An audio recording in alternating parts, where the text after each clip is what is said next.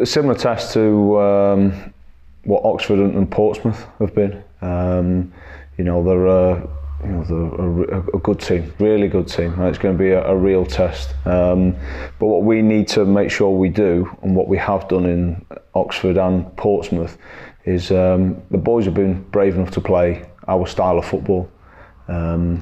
So going into the Crawley game, they need to do exactly the same. And I suppose we've already seen what Crawley can do to the first team. So how much can you take from that game? I think Mason Bloomfield is there as well. Is there anything you can take from perhaps Neil Adams and watching them regularly? Yeah, we've obviously got the analysis from the first team game. So we've got a real good understanding of how Crawley play and their players. But it's one thing having an understanding of it. It's the other thing actually stopping it and then trying to counter that. But we'll give that information to the players, but then we'll concentrate on ourselves. Because I think it's really, really important that the last two games the boys have been brave enough to play our style, and I'll keep saying that because I keep saying it to them. Doesn't matter what stage of the game it's in or what's happened in the game. We need to become more be more consistent in delivering the type of football that we want to play. Yeah, on that point, it's interesting. Perhaps we've heard Stuart Webber say it before in terms of how performances perhaps outweigh results at this level. For you, is that the same? How much do you sort of balance the two in terms of results and performances? Obviously, the results really important, and this is a major competition.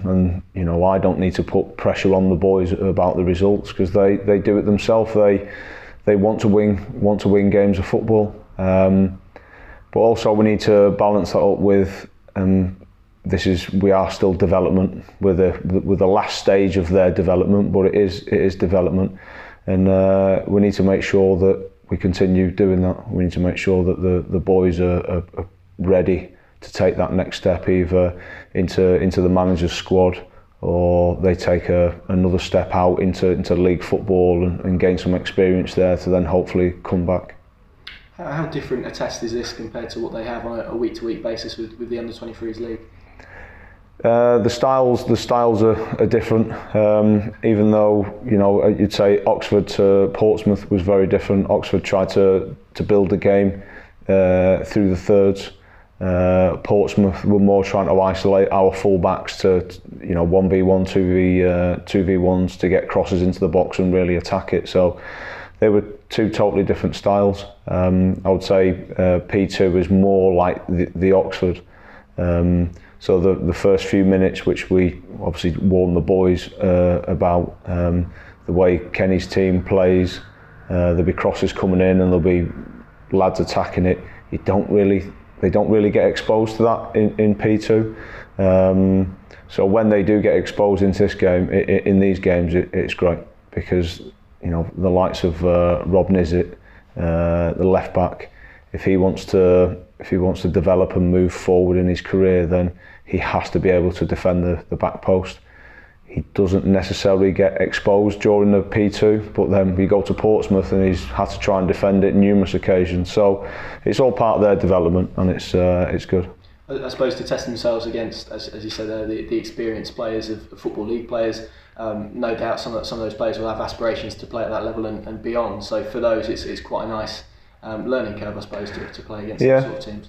And if they do make a mistake, at times in P2 you can get away with it. But what we've found is, what the lads have found, is against seasoned pros, you generally don't get away with it. They end up punishing you. So it's a good lesson. And of course, when they're looking at their opposition player, who have played hundreds of league games, who are very experienced, it's a good marker for them to actually look and say, right, that's where he's at. This is where I'm at. And they get a better understanding of where they are. And just on the competition more broadly, I think there's been an interesting, perhaps scepticism from supporters of league clubs about academies coming into this competition. From your point of view, as someone who works in a professional football club academy, what are the benefits that you guys get out of being involved in this?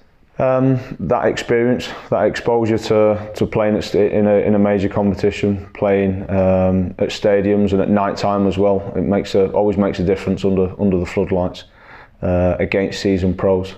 I mean that kind of experience is invaluable, but also for them moving forward, that's what they want to do, and not just three. Well, this year it's going to be 3 times.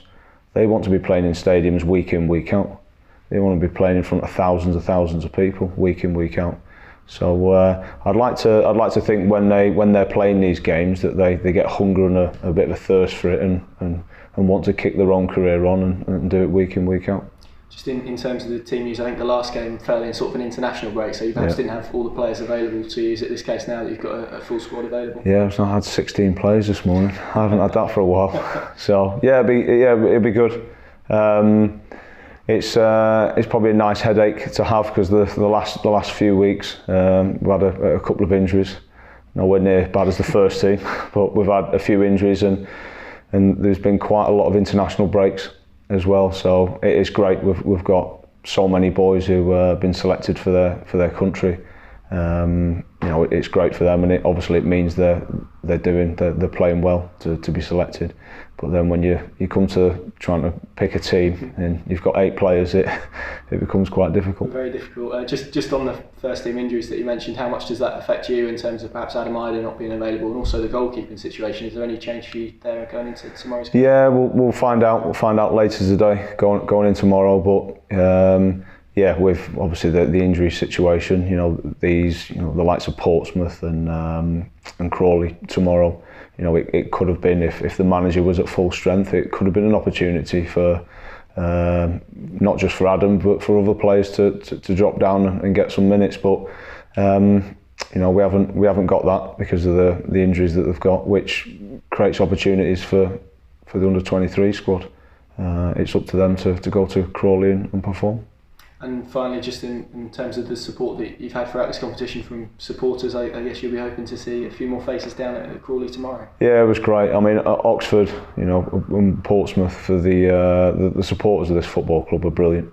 Wherever we go, there's always yellow and green there.